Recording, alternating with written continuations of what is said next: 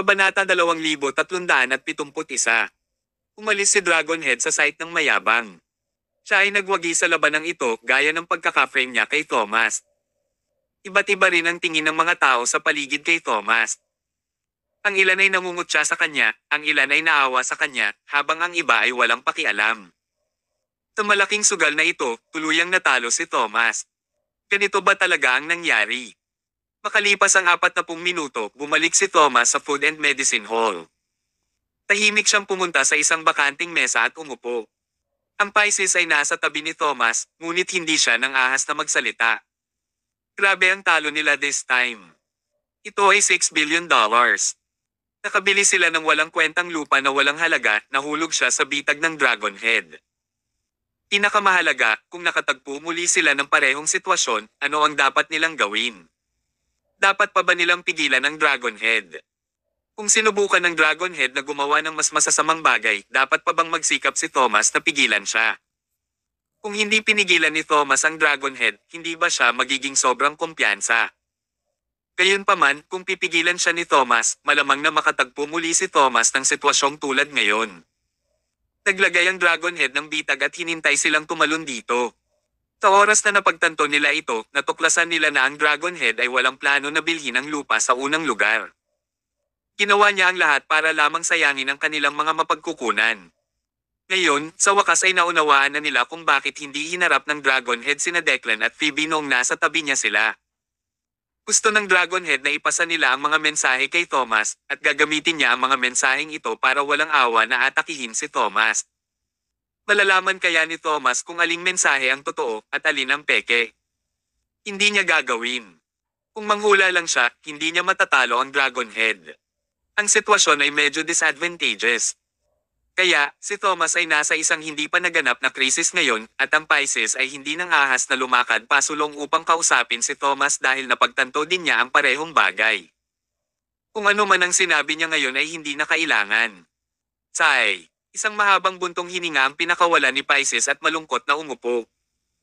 Ang pakiramdam na niloloko ng kalaban ay hindi kapani-pani walang nakakabagbag damdamin. Sa kabila noon, biglang lumingon si Thomas at tumingin sa kanya. Umiti siya ng husto habang sinasabi, bakit parang hindi ka masaya? Kailangan pa bang magtanong ni Thomas? Pisces wore a bitter expression and said, we've been scammed out of $6 billion. Masaya pa ba ako? Umalaklak si Thomas. Nascam ba tayo? Ano? Gumastos lang tayo ng $6 billion sa isang walang kwentang piraso ng lupa. Hindi ba niloloko iyon? Simula pa lang ay balak na tayo ng Dragonhead na day aim. Hindi niya sinasadyang bilhin iyon. Napangiti ng mahina si Thomas at walang pakialam na sinabi, iyan ba ang sinasabi mong scam? Umiling siya at nagpatuloy sa pagsasabing, sa palagay mo ba ay hindi ako nag-iingat o hindi nakagawa ng anumang mga plano bago ako gumastos ng ganoong kalaking pera? Natigilan si Pisces bago siya nagtanong, Commander, you mean? Handa ka na sa simula pa lang. Anong hinanda mo? Malalaman mo din agad. Itinuro ni Thomas ang isang malaking mesa. Linisin mo ang mesa. May mga bisitang darating mamaya. Mga bisita. Sino sila? Ilang mga dayuhan. Ang mga salita ni Thomas ay nalilito sa Pisces. Bakit gustong makilala ni Thomas ang ilang dayuhan sa panahong ito? Ano ang balak niyang gawin? Hindi man naiintindihan ng Pisces, sinunod pa rin niya ang kahilingan ni Thomas. Naglinis siya ng mesa at naghanda ng pagkain. Pagkababa niya ng bote ng red wine, ilang itim na sedan ang dumating sa pintuan. Pinuksan ang mga pinto ng mga sasakyan at lumabas ang ilang dayuhan. Ang isa sa kanila ay nakasuot ng professional suit at mukha siyang amo. Pinaikit ni Pisces ang kanyang mga mata at nakitang medyo pamilyar ang lalaki. Nang maisip niya ito, napagtanto niyang ang lalaking ito ang namamahala sa Disney sa kanilang bansa. Kabanata 2372. Ang Disney ay ang nangingibabaw na kumpanya sa mundo. Nagambag ito sa bawat industriya, kabilang ang industriya ng pelikula, pagpapaunlad ng intellectual property, at mga resort. Ang mga theme park nito ay tinanggap pa ng mga tao sa buong mundo. Ang Disney ay nagmamay-ari lamang ng ilang theme park sa buong bansa at wala sa Celandine City. Sa hindi inaasahang pagkakataon, nagawang yayain ni Thomas na kumain ang taong namamahala sa Disney sa kanilang bansa. Alam ng Pisces kung gaano kahalaga ang pagkain na ito. Kung ang kaparangan ay maaaring gawing Disneyland, hindi nila gagastusin ang $6 billion ng walang kabuluhan. Sa halip, kikita sila ng malaki. Hindi lang si Thomas ang kumita, kundi ang Celandine City din. Ito ay magiging pirma ng Celandine City. Pagkatapos ng lahat, iilan lamang sa mga lungsod sa bansa ang may Disneyland Park, kaya ito ay isang nangungunang proyekto. Ito ay isang kahangahangang pagsisikap. Ang isang napakalaking proyekto ba ay pag-uusapan sa isang maliit na restoran? Kung hindi ito nakita ng Pisces ng sarili niyang mga mata, hindi siya maglalakas loob na paniwalaan ito. Masayang nakipagkwentuhan si Thomas sa mga dayuhan at mukhang masaya sila habang kumakain. Ilang beses pang niyakap ni Thomas ang dayuhan at tumagal ng 2 oras ang pagkain. Nang mabusog na sila, personal na pinaalis ni Thomas ang mga dayuhan. Pagkaalis ng mga dayuhan, agad na tumakbo si Pisces kay Thomas at tinanong, "Commander, siya ba ang namamahala sa Disney sa ating bansa?" Umiti ng mahina si Thomas. "Ano sa tingin mo?" Binigyan siya ng malaking thumbs up ng Pisces. "Commander, you're really amazing. Ang dami mong network." Sabi ni Thomas, "Noong nasa West Coast ako, naligtas ko ang buong pamilya niya, kaya naging maayos ang relasyon namin. Bago ako bumili ng lupa, nag-iisip ako ng mga paraan kung paano ito mahawakan pagkatapos ng pagbili. Hindi ito maaaring gamitin para sa isang plantasyon at hindi angkop para sa isang tao na magtayo ng isang pabrika doon. Nakakatawa rin kung gusto niyang magtayo ng mga bahay doon. Tinusuri ko ng detalyado ang sitwasyon ng lupain. Bagamat hindi sapat ang kalidad ng lupa doon at hindi rin sapat ang nakapaligid na suporta, malaki pa rin ang bentahe nito. 3 linya ng subway ang dumadaan sa lugar na iyon. Parang tatsulok at ang lupa ay nasa gitna. As such, mas uunlad ang transportasyon sa lugar. Kailangan lang nating pag-usapan sa gobyerno na magtatag ng istasyon doon para doon sa 3 subway lines. Tapos, tataas ng husto ang halaga ng lugar na ito. Pero bakit doon na lang magtatatag ang gobyerno ng istasyon para sa kanila? Kaya naman, naisip ni Thomas ang Disney.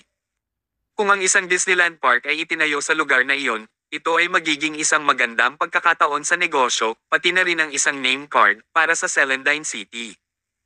Kapag nangyari iyon, hindi na kailangang magmungkahi ni Thomas. Ang gobyerno ang magkukusa para itatag ang istasyon. Iyon ang layunin ng pagkain. Tanong ng Pisces, pumayag ba ang mga dayuhan? Sabi ni Thomas, hindi na nila kailangang gumastos ng kahit 1 sentimo para mabili ang lupa. Malaki na ang naipon nila. Bakit sila hindi sumasang-ayon? Kailangan lang nating hatiin ng malinaw ang mga benepisyo sa susunod na yugto. Sa sandaling iyon, talagang hinangaan ng Pisces si Thomas. Ang Pisces ay nalungkot at nanlumo kanina, iniisip kung paano sila nawala ng $6 billion. Nang matuklasan niyang may plano si Thomas, naging tiwala siya. Sabi ni Thomas, "Dahil may magandang balita tayo, huwag mo nang pagtakpan. Pilasin mo at ikalat mo ang balita." "Nakuha ko na." Ginawa naman agad ng Pisces ang sinabi sa kanya. Maaari itong maakit ang atensyon ng gobyerno at makasakit din ng Dragon Head. Tinadya ba niyang iset up ang mga ito? Paumanhin, hindi ito isang setup. Ito ay isang magandang pagkakataon upang kumita ng pera. Sila ay magiging mayaman. Kabanata 2373. Sa lobby ng House of Wisteria, hawak ng Dragon Head ang isang baso ng red wine. Napatingin siya sa pamumula ng alak habang iniinom niya ito. Iyon ang paborito niyang kulay. Si Lord Vedestas, na nakaupo sa gilid, ay nakaramdam din ng labis na kasiyahan. Makalipas ang mahabang panahon, sa wakas ay naayos na nila si Thomas.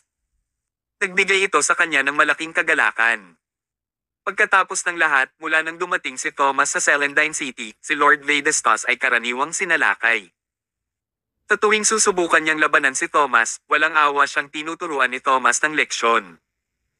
Sa pagkakataong ito, sa wakas ay naipaghiganti na niya ang kanyang sarili. Nawala nila si Thomas ng $6 billion sa isang upuan. Ang pagkawala ng napakalaking halaga ng pera ay hindi isang piraso ng cake. Maging si Thomas ay hindi ito kakayanin. Ngumiti si Lord Vedestas at sinabing, hindi katakatakang sabihin ng mga tao na ikaw ang pinagkakatiwalaang subordinate ni Locke at ang pinakamalakas na miyembro sa organisasyon, Dragonhead. Nagdududa ako noon, pero naniniwala na talaga ako sa pagkakataong ito. Ginawa mo ang hindi kayang gawin ng Dragon Scale at Dragon Claw. At saka, hinahangaan kita dahil alam mong nakipagsabuatan si Declan kay Thomas, pero hindi mo sila napigilan. Sa halip, tinuruan mo si Thomas ng brutal na leksyon gamit ang impormasyon. Nagpapalitan sa pagitan nila. Kahit na may balita pa sa hinaharap, hindi na ganoon kadaling magtiwala si Thomas, di ba? Natuwa si Lord Vedestas. Agad niyang kinuha ang isang drumstick sa mesa gamit ang kanyang kamay. Speaking of which, Dragonhead, nabigla ako noong una nang humiram ka ng pera sa akin para magbid sa lupa. Hindi ko naintindihan ang gusto mong gawin.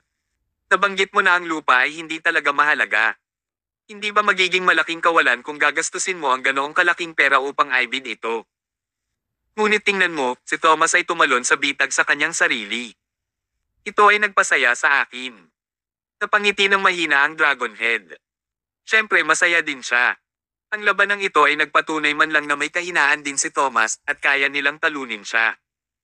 Habang nagkukwentuhan sila, may umakbay. Si Declan iyon, ang amo ng House of Wisteria. Ngunit sa oras na ito, hindi tinitingnan ni Declan ang bahagi ng ulo ng bahay. Mukhang siya ang bisita. Tinulyapan ni Lord Vedestas si Declan at dumura, diretsyong hindi pinansin. Sarcastic pang ang sinabi ng Dragonhead, Mr. Mars, maraming salamat para dito.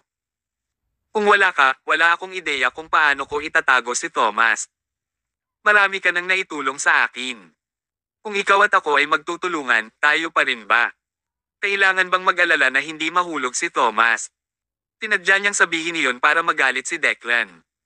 Awkwardly para sa kanya, hindi nagpakita ng galit si Declan.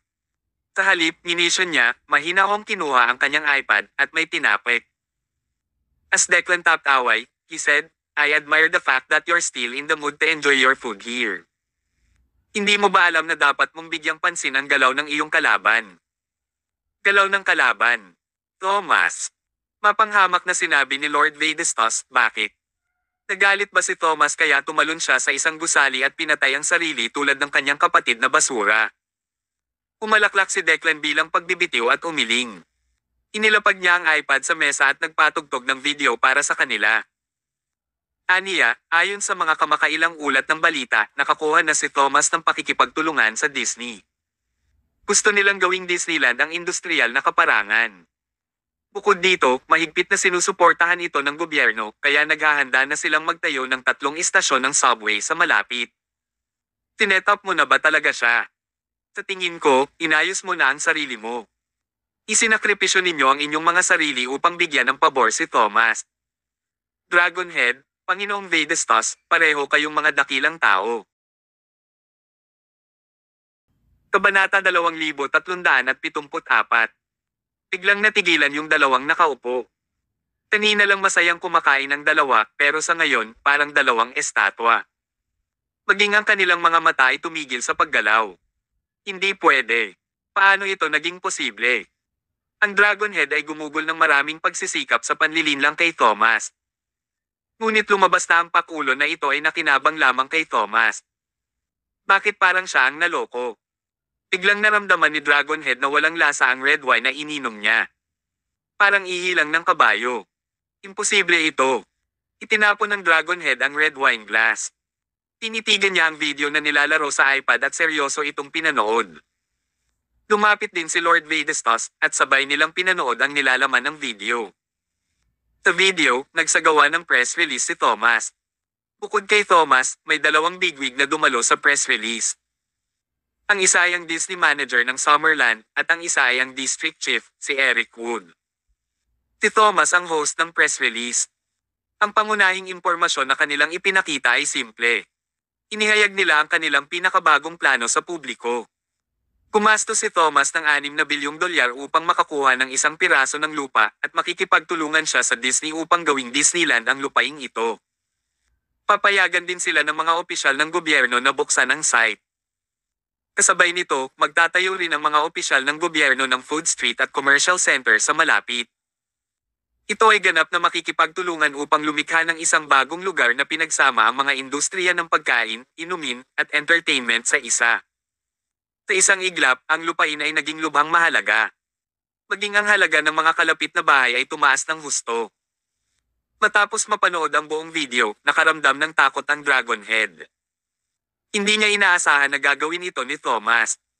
Hindi niya inaasahan na may ganoong network si Thomas na makukuha pa niya ang copyright ng Disneyland. Pinaliit ko siya. Puno ng hinanakit ang mga mata ni Dragonhead. Kung gaano siya kasaya sa nakaraan, katumbas iyon ng kanyang kalungkutan at pagkabigo sa ngayon. Ano ito?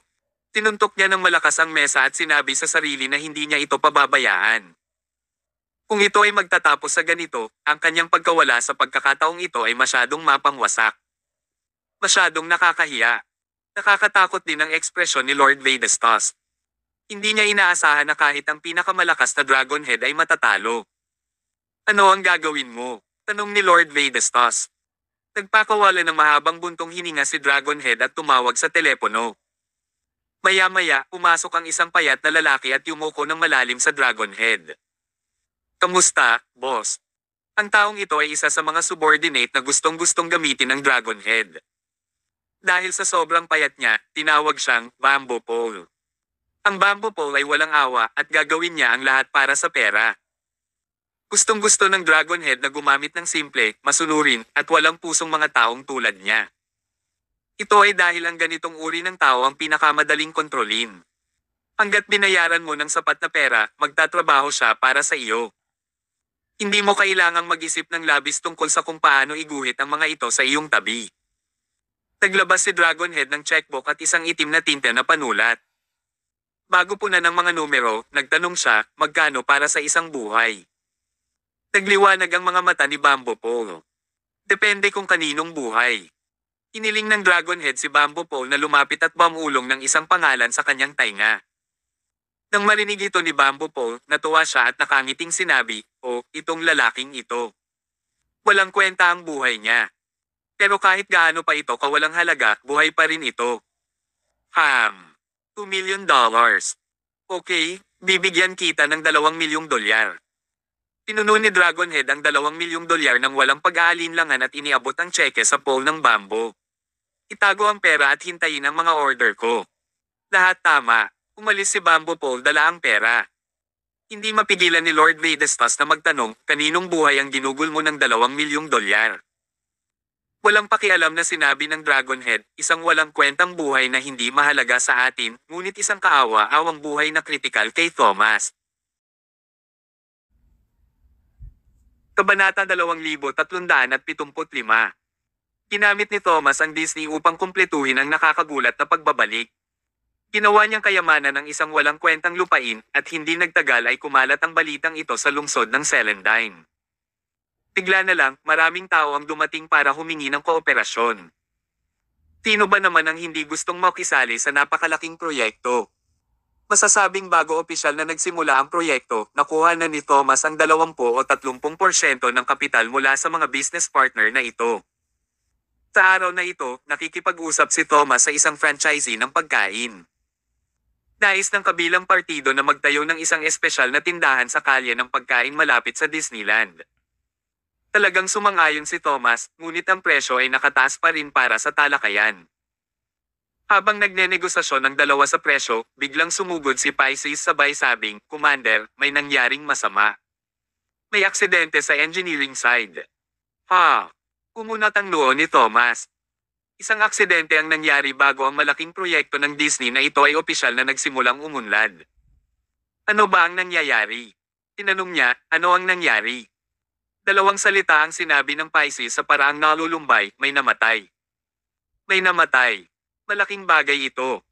Para sa anumang proyekto sa engineering, ito ay maaaring nakamamatay. Ang isang walang ingat na hakbang ay maaaring humantong sa pagkabigo ng proyekto. Kahit na hindi nabigo ang proyekto, ang pagkakaroon ng isang tao ay namatay din ay isang napakamalas na bagay. Maging tiyak. Pagkatapos nito, ipinaliwanag ng Pisces ang proseso ng nangyari sa pangkalahatan. Ang pagbabago ng inabando ng pabrika sa Disneyland ay nakumpirma na at ang taong namamahala sa pangkat ng engineering ay pumunta din sa site upang suriin kung paano ito ay transform. Gayunpaman, lumabas ang isang grupo ng mga tao at iginiit na sila ang may bahagi ng pabrika, kaya dapat silang bigyan ng mga dibidendo. Hindi ba ito kalokohan?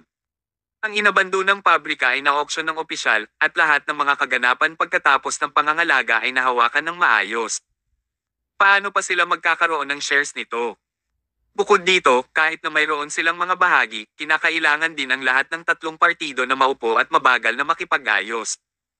Paano sila makahingi ng pera sa simula? Anyway, kahit na gusto nilang ibalik ang kanilang pera, dapat silang pumunta kay Thomas o Pisces. Hindi sila dapat makahanap ng isang tao mula sa pangkat ng engineering. Nagtatrabaho lang sila para sa kumpanya na baguhin ang Disneyland, at hindi sila ang namamahala sa mga hindi pagkakaunawaan tungkol sa mga pagbabahagi. Nagtatrabaho lang sila para sa kumpanya na baguhin ang Disneyland, at hindi sila ang namamahala sa mga hindi pagkakaunawaan tungkol sa mga pagbabahagi. Hindi nakikinig ang mga bastos na iyon. Hindi nila hahayaan ang engineering team na magsagawa ng on-site na investigasyon kung hindi nila natanggap ang pera. Pagkaraan ng ilang sandali, tumindi ang hidwaan ng dalawang panig. Ang kabilang partido ay hindi gaanong sibilisado, at nang hindi sila magkasundo, nagsimula silang mag-away. Lumaban din ang engineering team.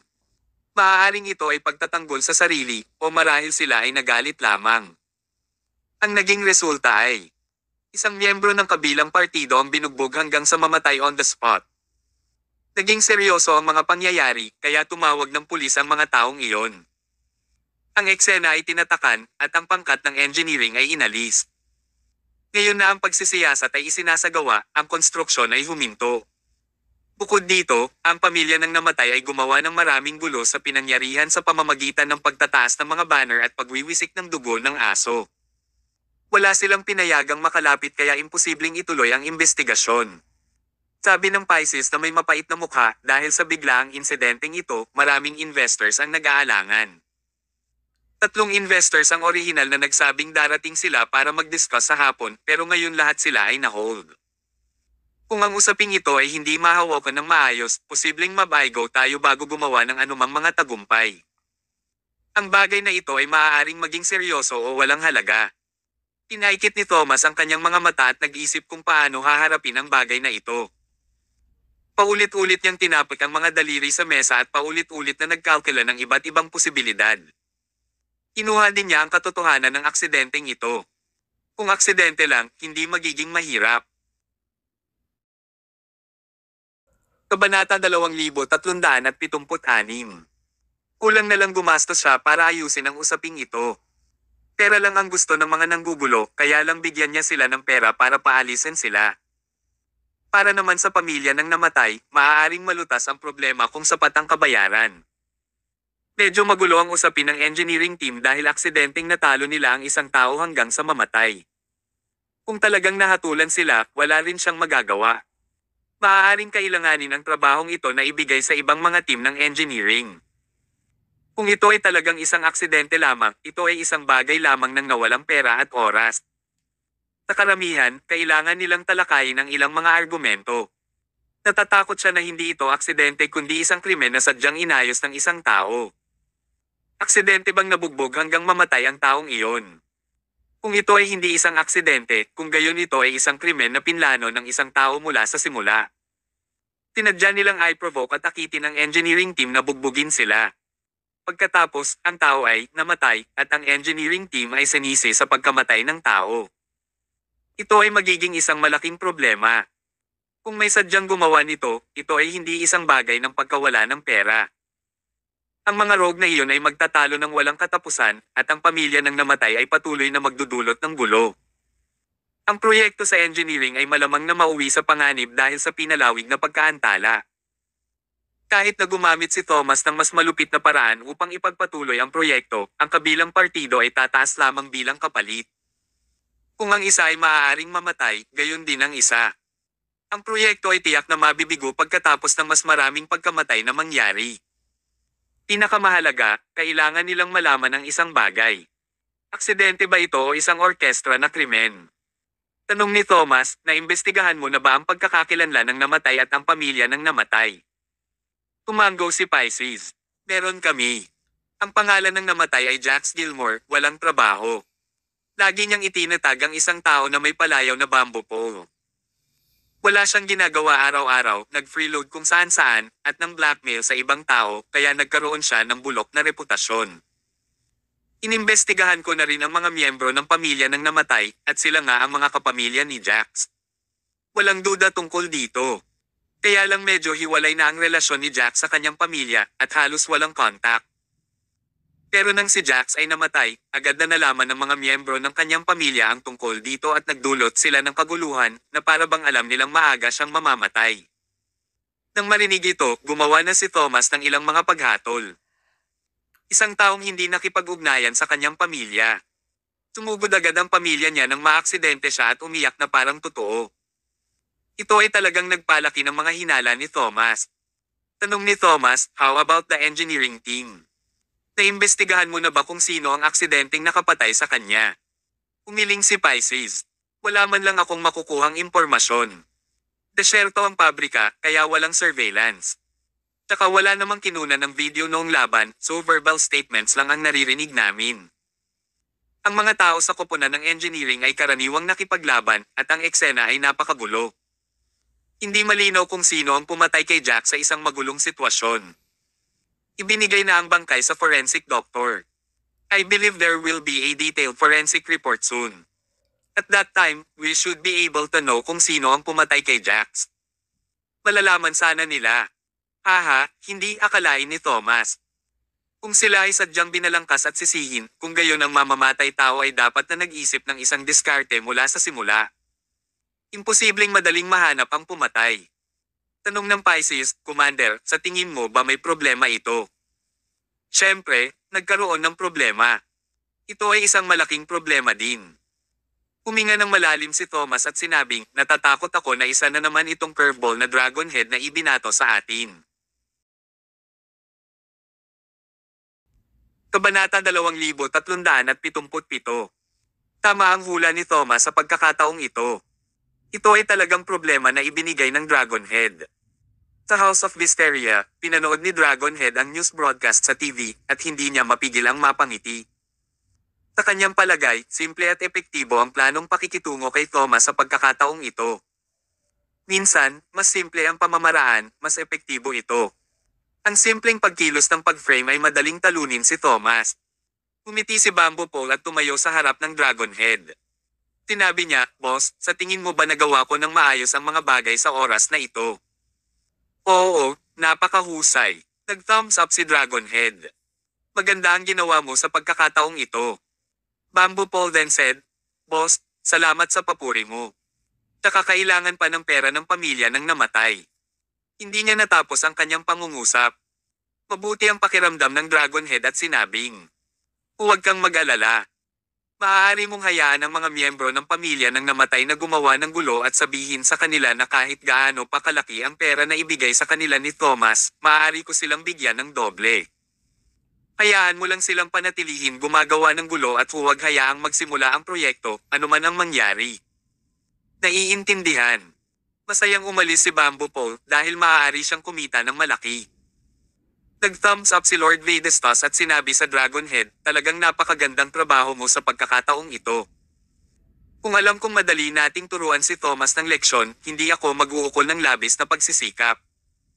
Sinabi ng Dragonhead, ngayon, ito ay isang dagok lamang sa ekonomiya ni Thomas. Ang susunod nating gagawin ay ang gumawa ng isang aktwal na dagok kay Thomas. Sa isang lihim na silid ng istasyon ng pulisya, si Thomas at ang punong distrito, si Eric, ay nakaupo ng magkaharap. Pareho silang may tasa ng kape sa harapan nila. Kinuha ni Eric ang autopsy report at sinabing, ayon sa autopsy report, namatay ang namatay matapos saksakin ng matalim na bagay sa likod ng ulo. Sa madaling salita, may sumaksak sa likod ng ulo ni Jax gamit ang matulis na bagay sa gitna ng kaguluhan. Napakaraming tao noon. Paano sila nakakasigurado kung sino talaga ang may gawa nito? Medyo nabahala si Eric at sinabing, mayroon akong matapang na hula. Ang grupo ng mga manggugulo ang pumatay kay Jax habang sila ay nasa kaguluhan. Pagkatapos ay sinisisi nila ang team ng engineering. Tumango si Thomas. Ganon din ang iniisip niya. Pero ang problema, nasaan ang ebidensya? Kung walang ebidensya, walang silbi ang lahat. Napakagulo noon, at walang video na nai-record sa pamamagitan ng surveillance. Maging ang pangkat ng engineering ay hindi masabi kung ano ang tiyak na sitwasyon noong panahong iyon. Paano nila ito susuriin? Naguguluhan si Eric. Sa sandaling iyon, tumunog ang telepono ni Thomas. Ito ay isang tawag mula sa Pisces. Hello? Anong problema? Commander, dumating na naman ang pamilya ng namatay para manggulo. Hindi sila makikinig kahit anong mangyari, at ito ay seryosong nakakaapekto sa pag-usad ng proyekto. Anong gusto nila? Wala silang gusto. Ayaw nila ng pera at paghingi ng tawad. Maliwanag na nandito sila para manggulo at maantala ang pag-usad ng project natin. Taka maraming partners ang pansamantalang nag-hold ng project dahil sa bagay na ito. Kung hindi ito malulutas ng maayos, mabibigo ang proyekto. Ito ay talagang mahirap. Isang mahabang buntong hininga ang pinakawala ni Eric. Maliwanag na pinupuntirya kanila. Kung walang ibang pagpipilian, gagawa ako ng mga mapilit na hakbang. Hindi mo kaya, pagtutol ni Thomas. Dragonhead is waiting for us to take course of measures. That time, he can spread the news and twist the fact. At saka, kung mapilitan tayo, magagawa rin niya. Pagdating ng panahon, iilan pang tao ang mamamatay, at matatapos na ang proyektong ito. Ang lahat ng mga mungkahi ay hindi gagana, kaya ano ang dapat nilang gawin? Huminga ng malalim si Eric. Napakasakit talaga ng ulo na makatagpo ng ganitong bagay. Alam nilang kinukuha sila, ngunit walang ebidensya. Nawala din sa isip si Thomas. Maya-maya ay biglang kumulubot ang sulok ng kanyang bibig at nag-evil smile. Kabanata 2378. Paano kung hindi patay si Jax? Hindi maintindihan ni Eric. Anong ibig mong sabihin? Thomas said with a wicked smile. Sabi ko, kung magagamit ko ang medical skills para buhayin ulit si Jax, hindi ba magiging maayos ang lahat? Awkward na sabi ni Eric, kung hindi siya patay, tapos na ang problema. But the thing is ginawa na ang autopsy, at na-dissect na ang katawan niya. Paano mo siya ibabalik? Sa buhay. Mr. Mayo, kung talagang kaya mong buhayin si Jax, hindi ka isang tao kundi isang Diyos. Siyempre, imposibleng buhayin ang isang taong na-dissect. Gayunpaman, may iba pang paraan si Thomas. Tumayo siya at sinabing, mayroon akong sariling paraan ng pagbuhay na muli kay Jax. Gayunpaman, kailangan kong tulungan mo akong itago ang sikreto, Mr. Wood. Hindi dapat ibunyag ang katotohanang nahiwa na ang katawan.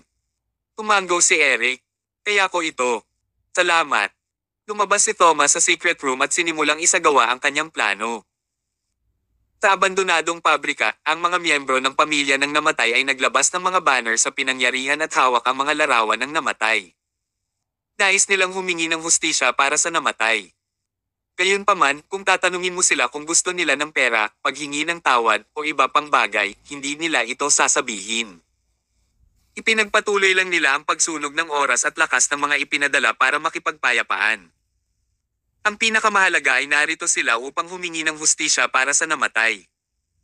Sa katunayan, ang lahat ay tila hindi nagdadalamati kahit kay Titing. Minsan, nagbibiruan at nagtatawanan pa sila.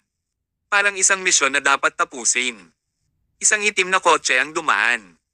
Huminto ang sasakyan at lumabas si Thomas. Nagmamadaling tumakbo si Pisces. Commander, sila ang nanggugulo dito. Tumango si Thomas at naglakad. Kayo ba ang mga kapamilya ni Jax? Sabi ng isang babae, oo, nanay ako ni Jax. Mga bastos kayong pumatay sa anak ko. Gusto ko ng hustisya para sa anak ko. Tumawa si Thomas at sinabing, hustisya. Bakit hindi ko maintindihan?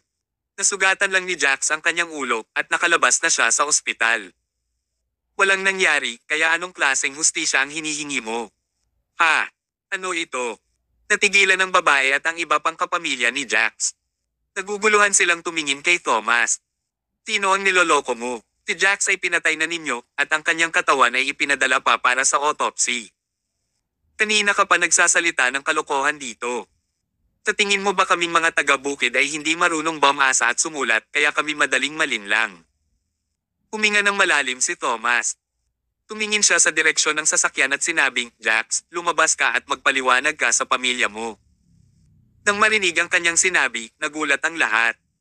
Nanlaki ang mata ng lahat at napatingin sa direksyon ng sasakyan. Sa oras na ito, nakita nila ang isang lalaki na may ghost na nakabalot sa kanyang ulo na lumabas sa kotse. Ito ay walang iba kundi si Jax, na ang balita ng kamatayan ay kumalat noon. Ang isang patay na tao ay muling nabuhay. Hindi lang ang pamilya ni Jax ang natulala, maging ang Pisces ay natulala din. Ano ang nangyayari? Buhay si Jax. Sa ilalim ng gulat ng mga tingin ng lahat, lumapit si Jax sa babae at sinabing, halatang inis, mukhang napakasaya mo na patay na ako. Gusto mo bang gamitin ang buhay ko para kumita ng pera? Sabihin ko sa iyo na imposible. Sa akin. Naiintindihan mo ba iyon, matandang babae?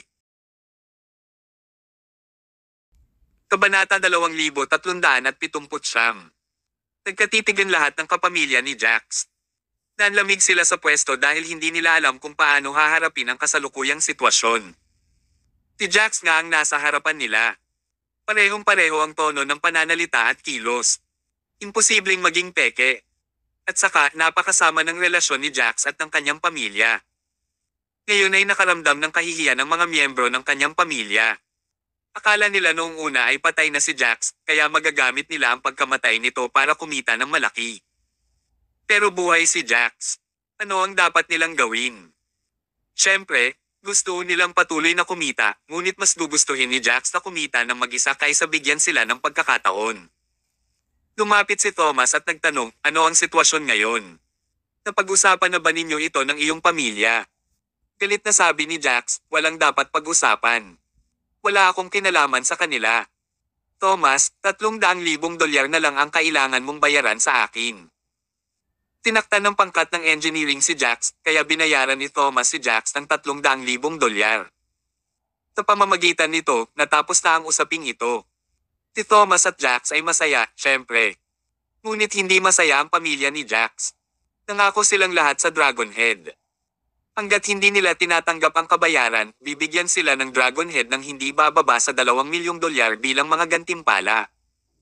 Ngayon, hindi sila makakakuha ng isang sentimos. Tinuro ng babae ang ilong ni Jax at sinimangutan, are you crazy? Baliw ka, kaway din ni Jax. Gusto mong manakawin ako ng pera. Bastos. Ang babae ay balisa. Nagsimula siyang makipag-away kay Jax, pero hinayla siya ng katabi niya. Sabi ni Thomas, malinaw na malinaw ang sitwasyon ngayon. Kailangan ko lang i-compensate si Jax ng $300,000. Yung iba naman, wala silang kinalaman sa insidenteng ito. Pagkasabi nito ni Thomas, sinadya niyang tumingin sa mga babae. Kung patuloy kang manggugulo, ito ay magiging malisyosong pagkawasak at hindi ako magpapakita ng awa sa iyo. Tinitik niya ang kanyang mga daliri at agad silang pinalibutan ng malaking grupo ng mga bodyguard. Dati, sila ang biktima, kaya wala silang magawa sa kanila. Pero ngayon, hindi na sila ang biktima, kaya nagagawa na nila ang lahat ng gusto nila. Nasa loob sila ng kanilang mga karapatan. Sa puntong ito, walang ibang pagpipilian ang pamilya ni Jax. Tinapakan nila ang kanilang mga paa at umalis sa eksena. Pagkatapos, binigyan ni Thomas si Jax ng bank card at sinabing, mayroong $300,000. Makakaalis ka na. Haha, salamat. Umalis si Jax dala ang bank card. Ang bagay na ito ay natapos ng ganito. Mukhang tulala si Pisces. Ano ba ang nangyayari? Hindi ba patay si Jax? Kinatay pa nila ang kanyang katawan. Bakit siya biglang nabuhay? Ang mga sadyang gumawa ng mga problema ay orihinal na ginawa ang Pisces na walang magawa. Hindi niya alam kung paano haharapin ang mga ito, ngunit ngayon, itinaboy na sila ng ganito. Parang napakadali ng lahat. Tumingin si Pisces kay Thomas ng blanco at nagtanong, Commander, paano mo ito nagawa? Wala pa akong narinig na muling pagkabuhay ng mga patay. Mahiwagang ngumiti si Thomas. Malalaman mo na ang sagot. Ngayon, balik na tayo sa Food and Medicine Hall para magpahinga. Sa isang bar sa Celandine City, tinulak ni Jax ang pinto at pumasok. Puno ng galit ang mukha niya. Nasaan ang Bamboo Pole? Halika dito. Ang may-ari ng bar na ito ay Bamboo Pole. Sunod-sunod na umatras ang iba at lumabas sa loob ang amo na si Bamboo Pole. Mamuka ang bibig niya sa gulat nang makilala niya si Jack sa isang sulyap. Kung tutusin ay ngayon lang niya natanggap ang balita kaya alam niyang hindi patay si Jax. Gayunpaman, ayaw pa rin niyang maniwala. Hindi niya kinumpirma ang katotohanan ito hanggang sa nakita niya si Jax na naglalakad palapit sa kanya ng sarili niyang mga mata. Jax, bakit? Bakit hindi ka papatay? Nagulat si Bamboo Pole. Humisi si Jax. Aha, oo nga pala, gusto mo akong mamatay. Bastos ka, pinagtaksilan mo ako. Lumapit siya at hinawakan ang kwelyo ng Bamboo Pole. Kabanata 2380. Nagmamadaling sinabi ni Bamboo Pole, pakiusap, huwag mo akong patulan. Pag-usapan natin ito. Sa totoo lang, nahihirapan ako. Hirap? Anong kahirapan? Nakakainis magsalita dito. Sumama ka sa akin. Pagkatapos noon, dinala ni Bamboo Pole si Jack sa private room ng bar at nilock ang pinto. Lumapit siya kay Jax at pamulong, ang insidenteng ito ay inayos ni Dragonhead. Binigyan niya ako ng $1,000,000 para bilhin ang buhay mo at sisihin ang engineering team. Galit na sigaw ni Jax, kaya pala sinamantala mo ang kaguluhan at sinaksak mo ang likod ng ulo ko. Nahiya si Bamboo Pole. Sabi niya, hindi ko rin mapigilan. Kung hindi kita papatayin, papatayin ako ng Dragonhead.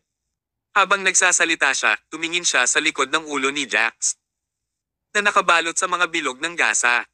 Tila nasugatan nga siya, ngunit hindi ito nakamamatay. Malamig na sabi ni Jax, anong tinitingin-tingin mo? You must be very disappointed that I'm not dead, right? Tell me honestly, what the hell is going on? Walang ibang paraan si Bamboo Pole dahil siya ang may kasalanan, kaya't nasabi na lamang niya kay Jax ang lahat ng detalye. Pagkasabi nito, curious na nagtanong si Bamboo Pole, sobrang tinusok kita kaya tumama sa utak mo, di ba? Pero hindi ka pa rin namatay. Siguradong maswerte ka. Ngumiti si Jax. I won't die? Of course. This is because yung sinaksak mo ay hindi ako. Ha? Natigilan si Bamboo Pole dahil hindi niya maintindihan. Hanggang sa, tumawa si Jax. Inabot niya ang kamay niya at tinanggal ang gauze sa ulo niya. Pagkatapos, tinanggal niya ang maskara ng balat ng tao at ipinakita ang kanyang tunay na mukha. Hindi siya si Jax. I'm sorry, pero hindi ako si Jax. Napatulala si Bamboo Pole. Noon lang niya napagtanto na niloko pala siya. Sa katunayan, ang lahat ay tila walang katotohanan pagkatapos ng pag-iisip tungkol dito. Paano pa siya makakaligtas sa isang saksak sa utak? How dare you fool me? Sino ka? Ako si Aquarius mula sa 12 Golden Zodiacs. Ang Aquarius ay ang simbolo ng karunungan sa 12 Golden Zodiac. Siya ang pinakamatalino at pinakamahusay na umaatake sa kahinaan ng mga tao. Ikaw ang subordinate ni Thomas. Ano sa tingin mo? Inalog ni Aquarius ang isang bagay na katulad ng isang USB flash drive sa kanyang kamay at sinabing na i-record ko na lahat ng sinabi mo. See you at the police station. Agad na tumalon si Bamboo Pole at ninisyan. Sa tingin mo makakaalis ka na. Lumapit siya para buksan ang pinto at sumigaw, guys, it's time to work. Mahigit 100 malalakas na lalaki ang agad na pumasok sa silid. 100 tao ang laban sa isang tao, kaya dapat na malinaw ang kinalabasan. Kung ordinaryong tao, halata, pero hindi ordinaryong tao ang Aquarius. Iniingatan ni Aquarius ang ebidensya, ngumiti, at umiling. Actually, hindi ako mahilig makipag-away. I'm a civilized person, and I hate fighting the most. Pero, maraming bagay sa buhay na salungat sa gusto ko. Parang kailangan kong lumaban ngayon, hindi kahit ano. Isang malamig na liwanag ang bumungad sa kanyang mga mata. Sa isang iglap bago na pagtanto ni Bamboo Pole at ng iba pa ang nangyayari, lahat ay nakaramdam ng pananakit sa kanilang mga binti. Tumingin sila sa ibaba. Ang mga guya ng bawat isa ay pinutol at umaagos ang dugo. 100 tao ang natalo lahat sa loob lamang ng ilang segundo. Kamulong-gulong sila sa sahig habang magkayakap sa kanilang mga binti at umiiyak sa sakit. Hindi man lang nila nakita kung paano ito ginawa ni Aquarius. Ang kaaway na ito ay higit na malakas kaysa sa inaakala nila. Pagkatapos ay nilampasan sila ni Aquarius, lumabas ng silid at umalis sa bar.